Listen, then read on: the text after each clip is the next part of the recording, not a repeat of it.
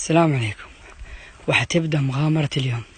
على فكرة الشباب في البيت هذاك اللي هناك طبعا ما حد سامع الأصوات اللي نسمعها الآن، لأنه أغلب الفيديوهات اللي بصورها سنابات أقصد ما تبين لكم الأصوات، لكن أنا أبغى أروح القلعة هذه.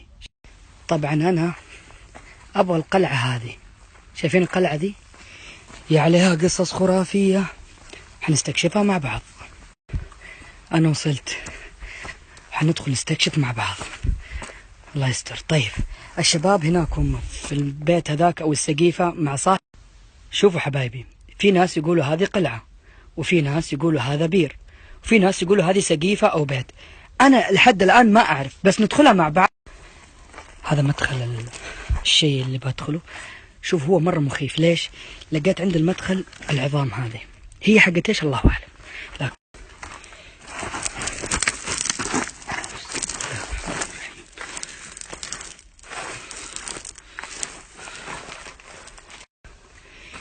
زي البهوة، أخاف لا يطي علي الجدار. يا أخوان هذه حقوق في لمبة مكسورة، لا حد ينزلها أبدا، لا حد ينزلها عشان بعدين لا يندم. ترى المنطقة هذه وعرة، الواحد يزحلق زي كذا. أوه محروقة. هذه هي المنطقة فعلا، طلع فيه بير. شوف البير من فين. أنا الحين أنا أعتبر في منتصف البير. سامعين الأصوات؟ سمعتوها صح؟ جاية من البير. شوفوا أنا لحالي في المنطقة هذه، أوكي؟ وبقولها بصوت عالي، إذا في جني هنا يطلع لي. ترى يا أخوان اللي أنا أبغى أثبته للناس إن أنت مجرد ما تخاف من كلمة جني أنت اللي تخيلت نفسك إن في جن. شوف الأصوات تزيد، أوكي؟ دائما شوف ممكن يكون الصوت حمام، ممكن يكون صوت حمام صح؟ يلي هنا أنا مؤمن بوجود الجن، خلاص أنا مؤمن بوجود الجن كلهم، لكن اللي إحنا قاعدين نتخيل عن الجن لا، غير جدا، قاعدين نتخيل أشياء غريبة. شوفوا بوريكم حاجة، دقيقة أعلق الكشاف. شوفوا يدي والله ترجف، شايفين الرجفة؟ والله ترجف يدي. كمان في شيء لازم أكشفه لنفسي. قبل ما أجي المنطقة هذه قالوا لي قصص يا شيخ، شعر يدي وقف منه، خوفوني حتى الأصوات الحين هذه. أنا عارف إن هذه طبيعية الأصوات، لكن خايف صراحة، خايف. الحين أنا ما راح أتكلم بعد السنابة هذه، لكن أنتوا شوفوا بس، طالعوا، وإذا شفتوا أي شيء غير طبيعي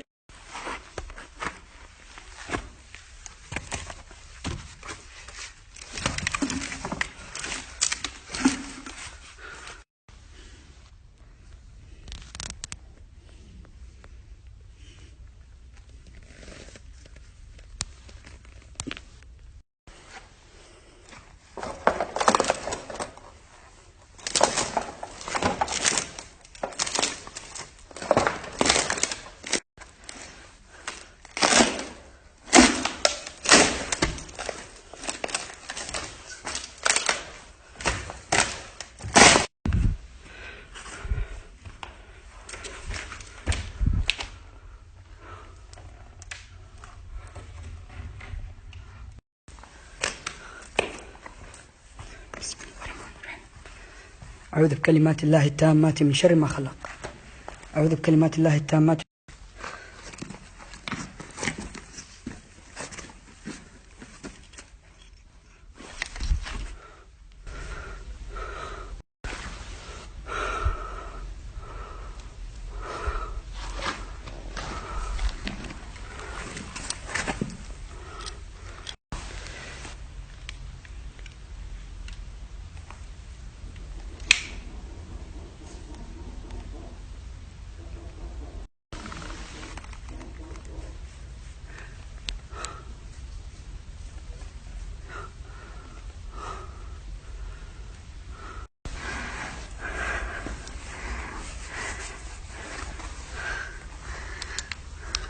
في أحد؟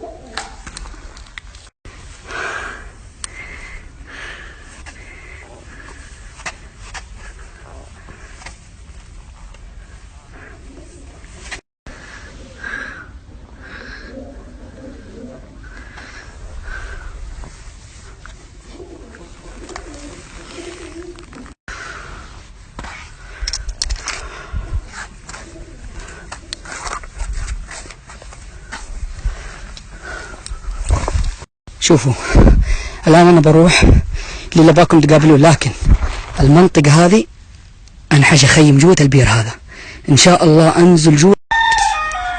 أنا وصلت للرجال اللي بروح له الآن،